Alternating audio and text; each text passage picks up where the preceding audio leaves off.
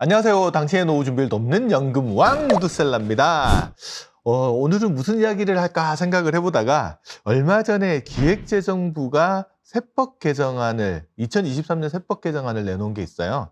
그래서 제가 한 8월쯤 되면 항상 이 세법 개정안을 쳐다보고 내년엔 어떤 일이 있을까, 특히 이제 연금과 관련돼서 어떤 변화가 있을까 이제 좀 지켜보는데, 올해는 뭐 그렇게 많은 내용의 변화가 있는 것 같지는 않고 한 가지 중요한 포인트 변화가 있는 것 같아요.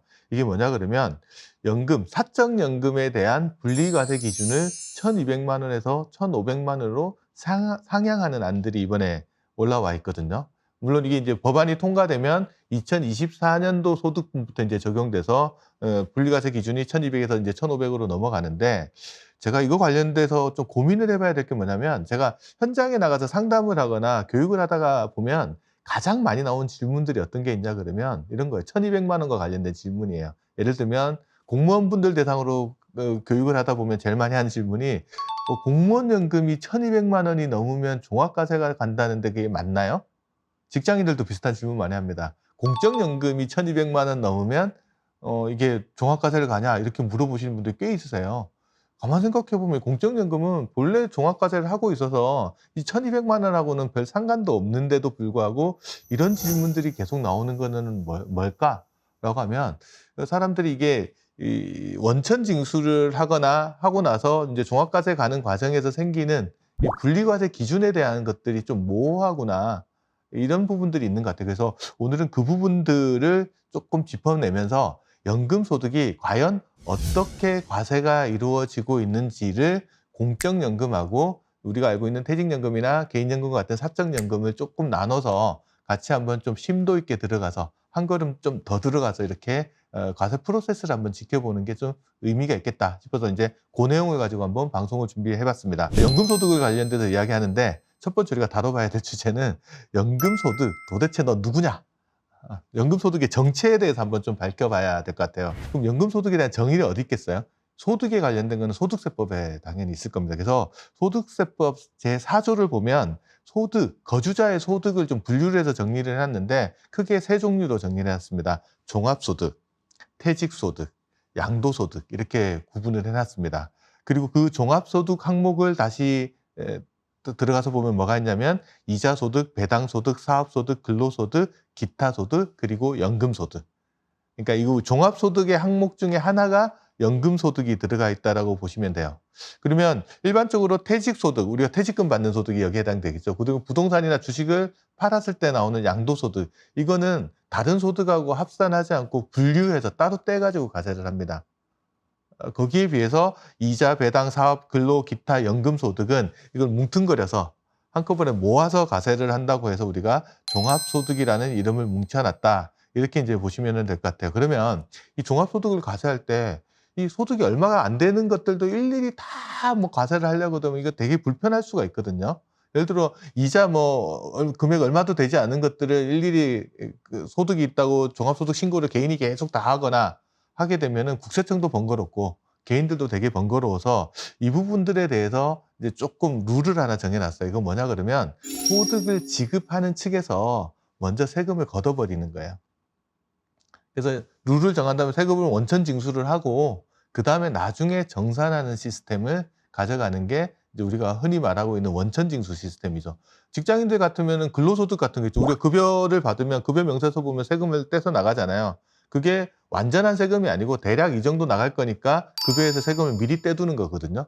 그리고 나서 언제 정산을 하냐 그러면 12월 달 지나고 나서 1월 달 되면 우리가 연말 정산에 분주하잖아요. 그러면 이건 뭐 하는 거냐 그러면 작년에 회사에서 미리 떼놓은 세금이 실제 내야 되는 세금하고 정확하게 맞는지 아닌지를 점검하고, 만약에 더 냈으면 돌려받고, 우리 13월에 월급이라는 게 이거잖아요.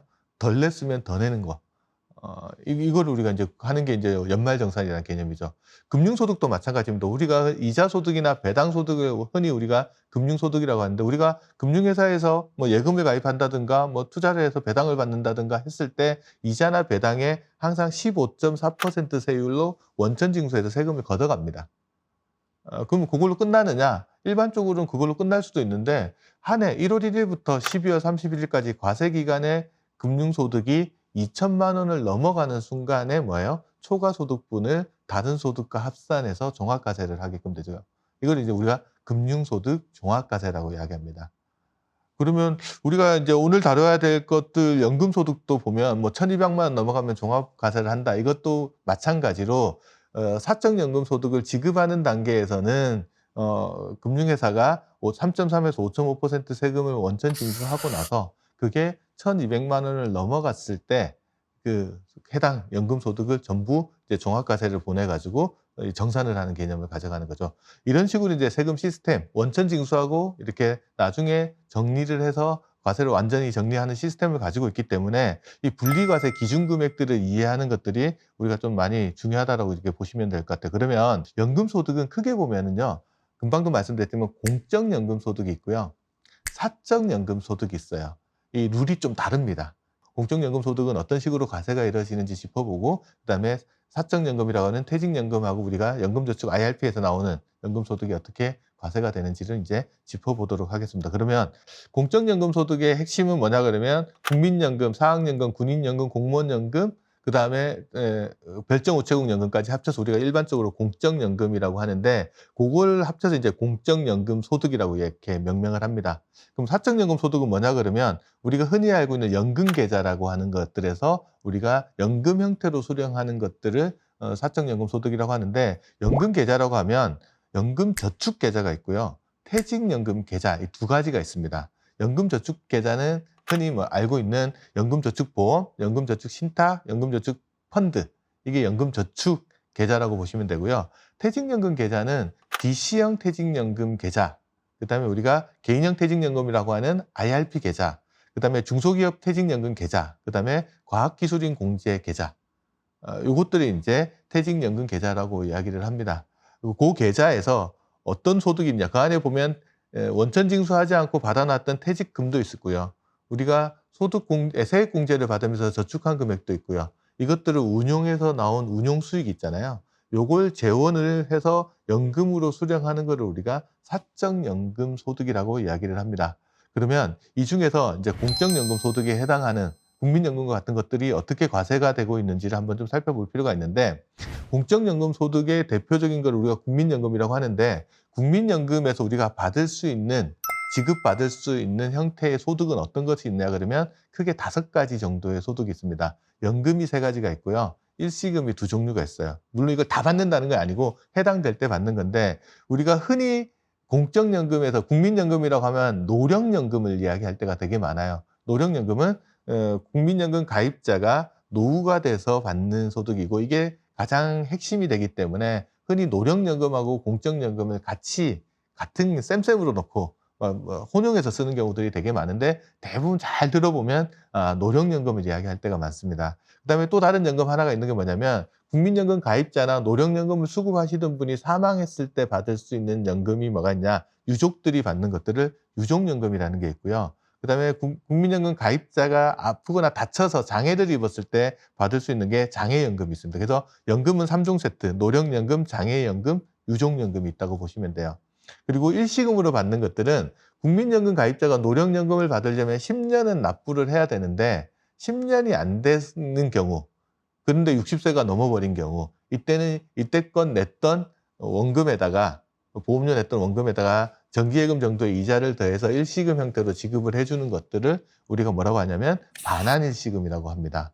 그리고 국민연금 가입자가 사망해서 나오는 일시금을 사망일시금이라고 보면 됩니다. 그러면 일시금 형태가 2개가 있는 거죠. 그러면 과세는 어떤 식으로 이루어지냐? 일단 과세 대상부터 봐야 되죠. 연금 중에서는 노령연금만 연금소득으로 보고 과세를 합니다.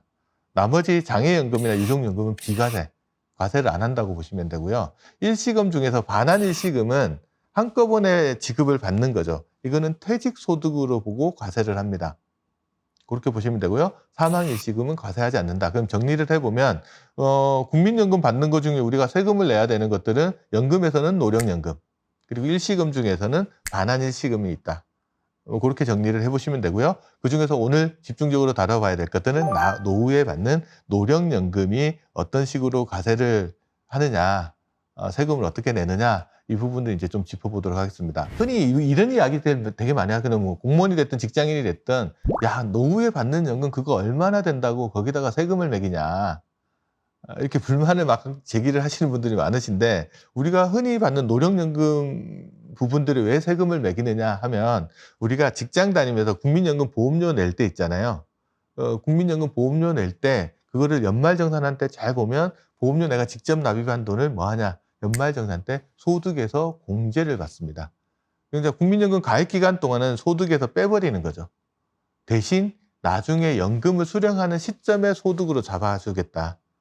그러니까 과세 시기를 뒤로 미뤄서 하겠다. 그러니까 연금 받을 때 과세하겠다는 거죠. 이렇게 하면 실질적으로 그 돈을 쓰는 시기가 연금을 받는 시기니까 그때 과세하는 게 맞지 않냐. 실질에 부합한다 그래서 과세 시기를 뒤로 미루는 과세 이연 제도를 하고 있다. 그것 때문에 연금 받을 때 과세를 한다. 이렇게 보시면 되는데, 문제가 있어요. 이게 뭐냐. 국민연금 제도는 1988년도에 도입이 됐거든요. 근데 이 내가 낸 보험료를, 공적연금 보험료를 전적으로 전액 다 소득 공제해 주기 시작한 거는 2002년부터라고 보시면 됩니다. 그러면 1988년부터 2001년도 사이에는 내가 보험료를 냈기는 했지만 소득 공제는 못 받았다라는 거죠. 그렇다면 내가 노령연금을 받을 때 만약에 88년도부터 2001년 사이에 낸 보험료에서 발생한 노령연금 소득도 있을 거 아니에요. 거기 과세를 하면 내가 소득 기간에도 과세했는데 연금 받을 때 또 과세 안 하면 이중과세 문제가 생길 거잖아요. 그래서 그 부분을 조금 조정을 해 줍니다. 저도 회사에 처음에 대학교 졸업하고 취업한 게 1997년도니까 1997년도부터 2001년까지는 보험료를 내기는 냈지만 뭐 안 했냐? 소득 공제는 안 받은 부분들이 분명히 있거든요. 그래서 우리가 공적연금을 과세를 할 때는 기준점을 잡아야 되죠. 2002년도 이후에 납부한 보험료에서 발생한 연금에 대해서만 과세를 한다. 2002년도부터 소득공제 제도가 전액 다 공제해 주는 제도가 생겼기 때문에, 그러면 내가 한 해 동안 받았던 연금액 있잖아요. 1월 1일부터 12월 31일 사이에 받았던 연금액이 있을 거예요. 그 금액을 비율로 나누는 겁니다. 어떻게 나누냐? 국민연금 같은 경우는 내가 납입한 총 기간의 내 소득 있잖아요. 그거를 연금 개시 수령하는 시점의 소득으로 다 환산을 해요. 그거를 분모해 둬요. 그거 분자에는 2002년도 이후의 것들만 환산해 가지고 분자해 두면 전체적으로 내가 소득 공제 받은 기간의 부분에 해당하는 연금 소득을 따로 발라낼 수가 있겠죠. 그 부분을 이제 과세 대상 연금 소득으로 본다. 그렇게 해서 거기에 대해만 과세를 한다라고 보시면 될 것 같아요. 그러면 우리가 이거를 일일이 다 연금 받을 때마다 내가 신고를 하면서 다 과세를 하는 게 되게 번거로울 거 아니에요. 그래서 도대체 국민연금을, 노령연금을 받을 때 세금은 구체적으로 어떻게 과세가 이루어지는지, 그 부분들을 이제 좀 구체적으로 한번 살펴보겠습니다. 그래서 제가 이걸 어떻게 설명드릴까 하다가 이렇게 설명드리면 제일 편할 것 같아서 이렇게 설명을 드렸어요. 먼저면 실제 내가 국민연금 신청을 할 거 아니에요. 노령연금 달라고. 그때 신청할 때 어떤 서류를 제출하고 그 서류에 어떤 내용들을 기재를 하는지를 보면 과세가 어떤 식으로 이루어지는지를 조금 더 편하게 볼 수 있을 것 같아서 그걸 중심으로 한번 써보겠습니다. 그러면 제일 먼저 이제 노령연금을 개시할 때 이제 내가 노령연금 주세요 하고 이제 국민연금공단에 청구를 해야 될 텐데, 그걸 언제부터 청구할 수 있냐? 법으로는 이제 노령연금 수급 개시 시기, 지급 개시 시기가 정해져 있는데 법정 자기 출생 연도에 따라서 좀 다르게 정해져 있다라고 보시면 돼요. 저 같은 경우는 이제 1969년도 이후에 출생한 사람들은 65세부터 노령연금을 지급 개시할 수 있어요. 물론 조기 노령연금을 신청을 하면 당겨받을 수는 있습니다. 최장 5년 정도 당겨받을 수는 있는데, 자기가 이제 노령연금 또는 조기 노령연금을 개시하는 시기에 개시 신청을 할 거 아니에요. 그때 어떤 서류에 뭐를 쓰냐? 그러니까 노령연금 지급 청구서라는 것을 작성하는데, 지금 보시면 지급 청구서 양식이 하나 나갈 겁니다. 화면 잘 보시면 뭐뭐 들어가는지 한번 봐보세요. 첫 번째 수급권자가 누구냐, 이름도 쓰고 전화번호도 쓰고 주민번호 쓰게 돼 있죠. 그 밑에 내용을 보시면 이제 지급 계좌라는 게 있어요. 돈 받는 거. 노령연금 어떤 계좌로 받을 거냐. 여기 조금 특이한 걸 한번 보시면 일반 계좌라는 게 있고 전용 계좌라는欄이 있고, 전용 계좌단 자세히 보시면 압류 방지용이라고 돼 있을 거예요. 이건 뭐냐 그러면 노령연금을 수령했는데 그 노령연금에 압류가 들어올 수 있잖아요.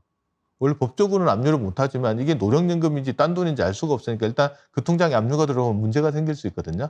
그래서 압류를 전혀 못하게끔 만들어 놓은 통장이 압류 방지용 전용 계좌라고 보시면 돼요.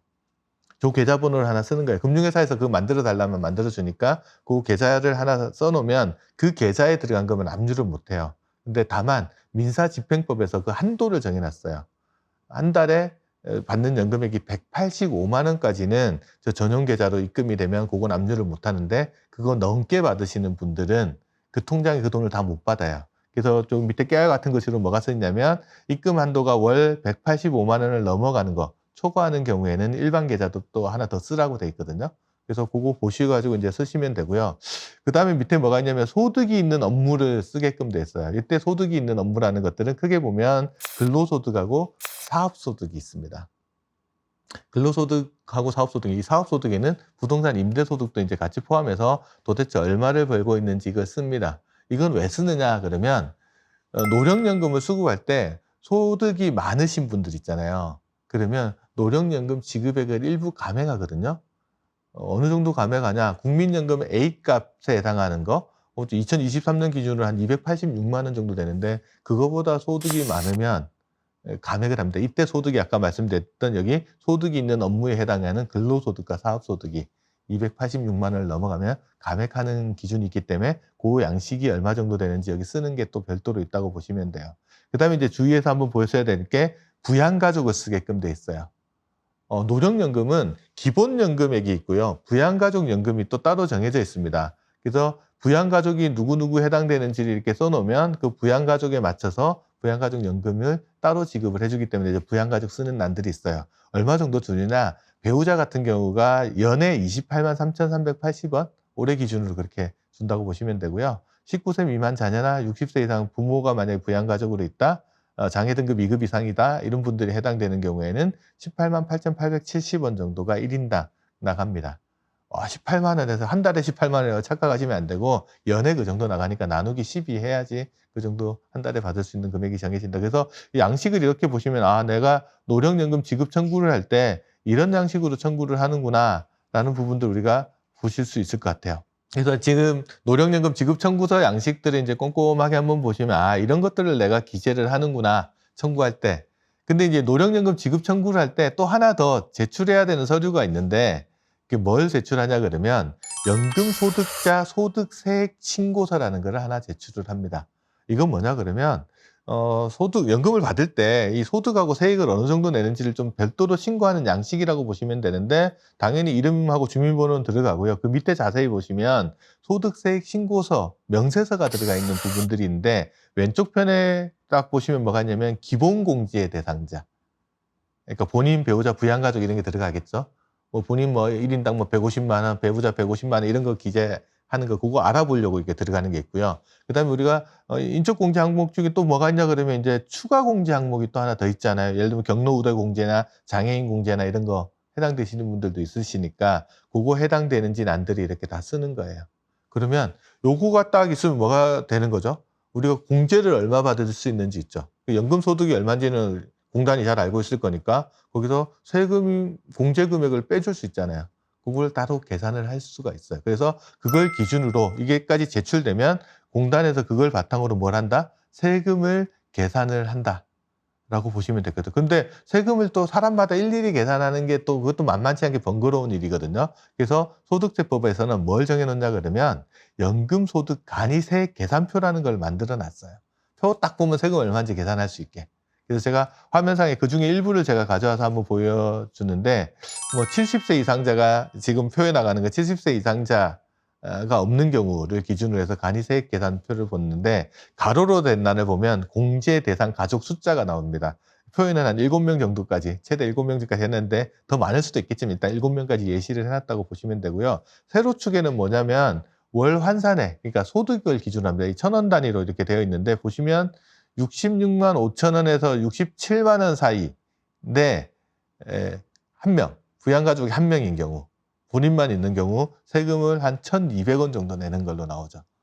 이런 식으로 계산표를 보시면 뒤에는 더 많은 양들이 있겠죠. 소득이 많은 경우. 그래서 그거 보고 세금을 알아서 부과를 합니다. 그래서 세액이 딱 결정이 되면 이제 뭐 하냐? 국민연금공단에서 이제 노령연금을 지급하면서 그 소득에 대해서 원천 징수를 하겠죠. 연금 지급하면서 그 세금 먼저 떼고 남는 돈만 지급을 해주면 이제 그걸로 공단이 하는 일들은 다 끝나요. 그럼 이제 개인이 할 일은 뭐가 있냐 그러면 연말이 됐는데 가만 봤더니 부양가족의 변동이 있을 수도 있죠. 그럴 수 있잖아요. 그러거나 아니면 내가 국민연금 지급 청구를 할 때 노령연금 지급 청구를 할 때 이게 연금소득자 세액신고서 있잖아요. 그거를 제출을 잘못했거나 안 했거나 할 수도 있어요. 그런 경우에는 12월 달이 됐을 때 우리 부양가족 변동이 있습니다. 아니면 새로 신고할게요. 이렇게 신고할 수 있잖아요. 그렇게 신고를 하는 거를 직장인이 연말정산하는 거랑 똑같은 거라고 보시면 돼요.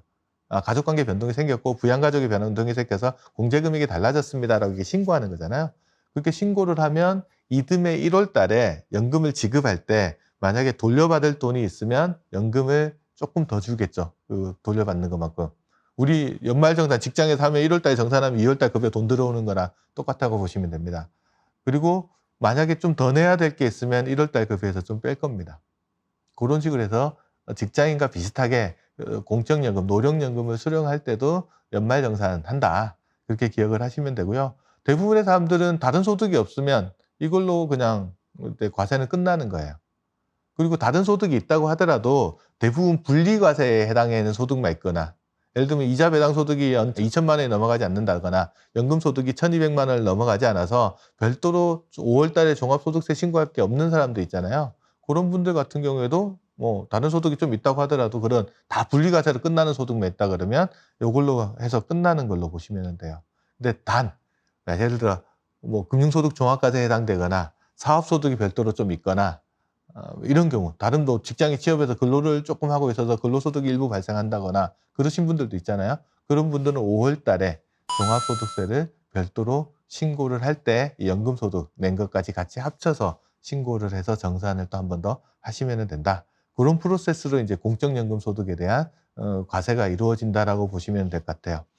우리 사적인 관계에서 내는 연금소득은 어떻게 되느냐, 그 부분들을 좀 보시면 될 것 같은데, 제가 아까 사적연금소득이라는 것들은 연금계좌에서 나가는 소득을 말씀드렸잖아요. 그럼 연금계좌 중에 가장 대표적으로 알고 있는 것들, 아까 제가 여러 가지 말씀드렸는데 그 중에 일반적으로는 가장 우리가 연금 수령하는 대표적인 계좌는 연금저축계좌, 펀드 보험 신탁이 있겠죠.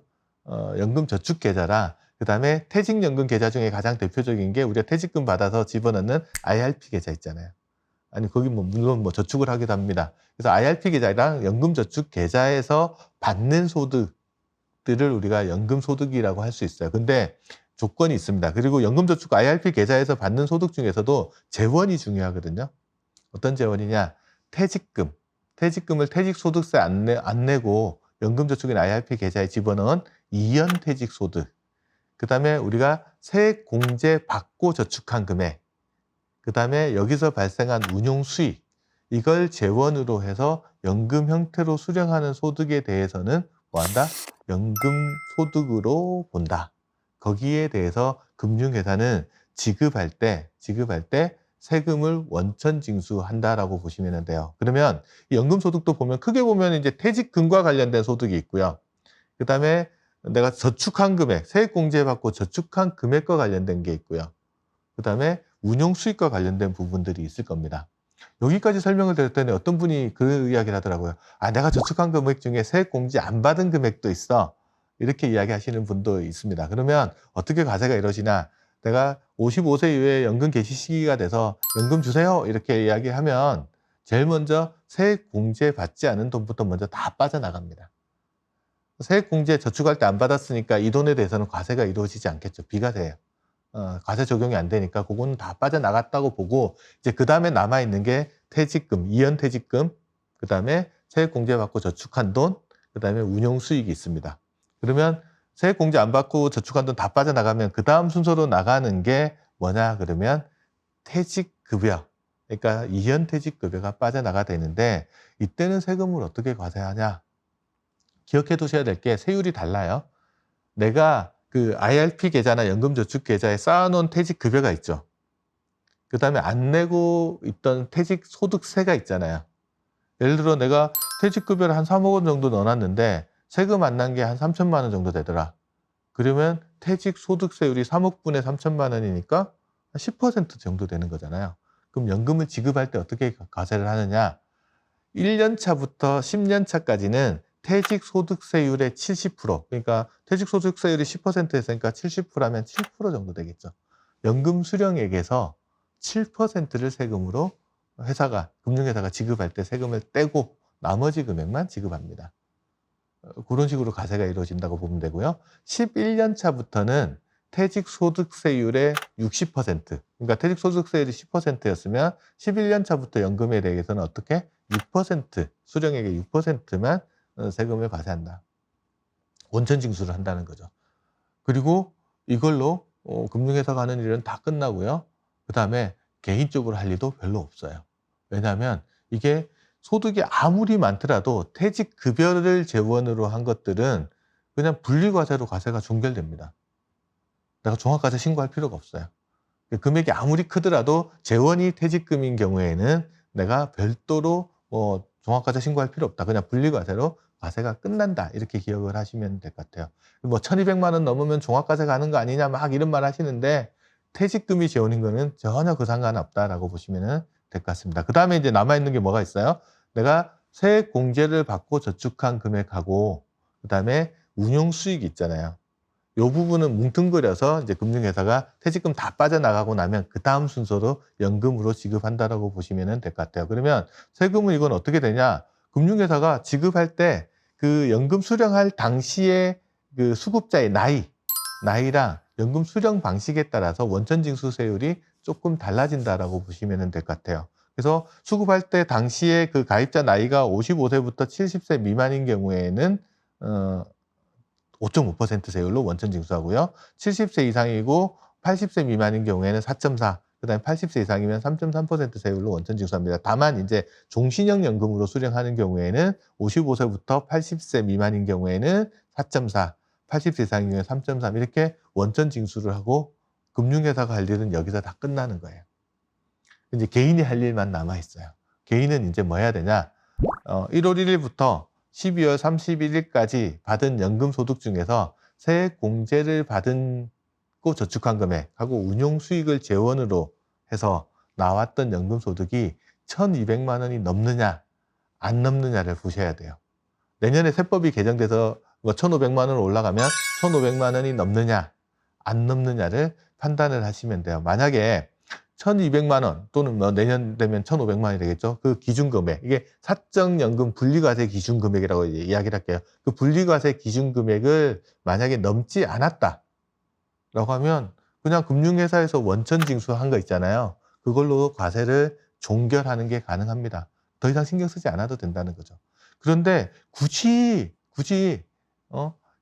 다음에 익년도 5월 달에 종합소득세 신고하는 달 있잖아요. 그때 가서 1,200만 원이 안 넘는데도 불구하고, 예를 들면 사적연금 기준금액이 안 넘는데도 불구하고 스스로 가서 종합과세를 신고하시는 분들이 있으세요. 가능은 하거든요. 왜 그렇게 하느냐? 아까 금융회사에서 5.5에서 3.3 세금 뗐잖아요. 근데 내가 인적공제나 이런 거 다 감안해서 봤더니 실질적으로 세금하면 5.5나 3.3도 안 나올 것 같은 분들이 있거든요. 그런 분들은 5월 달에 종합소득세 신고할 때 신고하면 원천 징수한 세금마저도 일부 아니면 전부 돌려받을 수도 있기 때문에, 그래서 그것도 한번 따져봐서 내가 다른 소득이 전혀 없다라고 하면 그것도 종합과세 신고를 하셔서 돌려받는 것도 가능하다. 여기 기억을 한번 해두시면 되고요. 그다음에 분리과세 기준금액, 지금은 1,200만 원, 내년은 1,500만 원. 요 금액을 만약에 넘어가신다고 하면 일단 소득이 종합과세로 갑니다.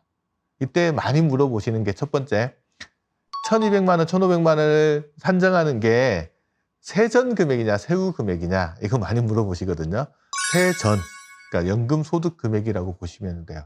그 다음에 그러면 만약에 넘어간다라고 하면 종합과세 가는 금액이 초과된 금액을 이야기하는 거냐 아니면 전체 금액이냐. 예를 들어 1,200만 원을 넘어간다, 내가 1,300만 원을 받았다 그러면 초과 금액이면 100만 원만 종합과세를 가느냐 아니면 1,300만 원 전체가 종합과세가 가느냐, 이걸 물어보시는 건데 전체가 종합과세를 갑니다. 그래서 종합과세 대상이 되기 때문에 익년도에 그 소득을 전부 종합과세 신고를 하셔야 돼요. 하지만 이게 2023년부터 법이 좀 바뀐 부분은 종합과세를 가기는 하지만 본인이 원하면 분리과세 신청을 별도로 할 수 있어요. 그럼 분리과세 신청하면 세금 얼마 내냐? 16.5% 세금을 내게끔 됩니다. 단일세율로 과세를 하게끔 되니까 혹시나 내가 종합과세를 걷는데 그 세금이 세율을 계산해 봤더니 16.5%보다 높은 경우다라고 하면은 그냥 분리과세 선택을 해서 16.5% 세금 내고 과세를 종결하는 게 가능하다. 그렇게 보시면 되겠습니다. 그래서 올해랑 내년은 법이 만약에 개정된다면 달라지는 건 그 사적연금 소득에 대한 분리과세 기준 금액이 1,200만 원에서 1,500만 원으로 넘어가는 부분, 요 부분이 이제 개정 대상에 들어가 있으니까 그것만 기억을 하시고요. 넘어갔을 때 대처 방법, 넘지 않았을 때 대처 방법에 대해서 한번 정리를 한번 해두시면 될 것 같습니다. 방송 내용이 도움이 되셨든지 안 되셨든지 한번 판단을 해보시고요. 이 구독과 좋아요는 당신의 노후를 풍부하게 만들어주는 재원입니다. 그래서 우리가 연금 자산도 잘 쌓아야 되지만 연금과 관련된 지식도 잘 쌓아놓으면 노후에 많이 도움이 될 거니까 또 구독과 좋아요 꼭 해주시고요. 알림 설정을 해두시면 아침에 신선한 우유를 배달받아서 먹듯이 뉴스도 신선하게 또 받아보실 수 있으니까 구독, 좋아요, 알림 설정 부탁드립니다. 감사합니다.